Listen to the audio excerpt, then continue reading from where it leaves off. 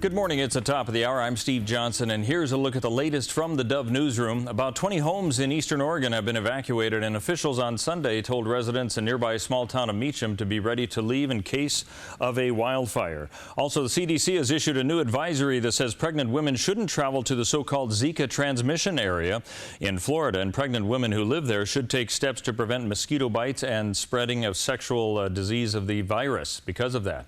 The Centers for Disease Control and Prevention issued the advisory yesterday after Florida Governor Rick Scott said there are 10 new infections in the Zika virus likely transmitted by mosquitoes, bringing the total in the state to 14.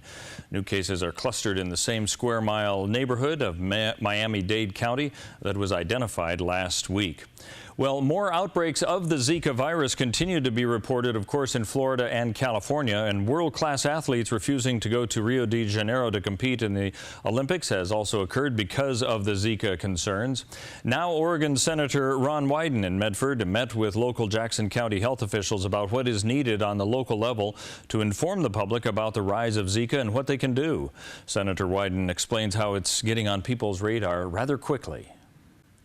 Certainly with the Olympics coming up, we've got Oregon athletes in the Olympics and Southern Oregon and the proximity to California where the cases have spiked. This is obviously very much on people's mind. Now, while in Southern Oregon, Senator Wyden also visited Access to discuss the hunger year-round and the issue facing Southern Oregon and statewide during the summer months when school-aged children are not getting free or supplemented lunches through schools.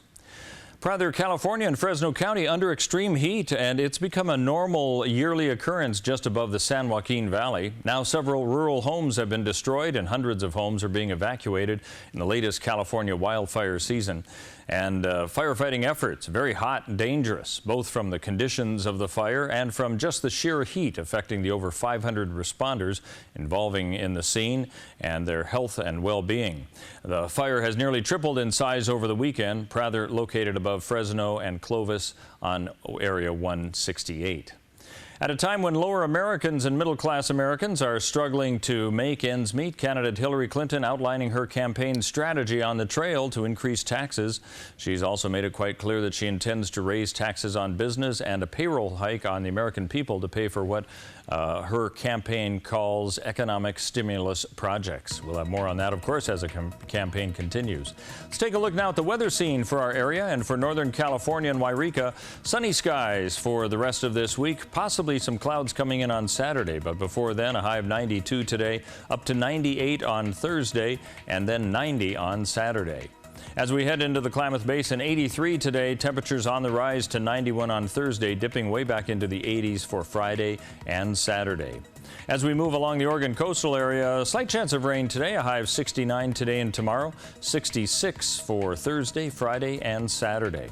For Central Oregon and the Bend area, 77 today, then slowly rising to 83 tomorrow, 89 on Thursday before dipping back down to 81 on Saturday. And for Southern Oregon, 89 today, 95 tomorrow, up to 98 on Thursday before a slight cool back to 89 on Saturday. And that is a look at news and weather. You're up to date with the latest here on the Dove.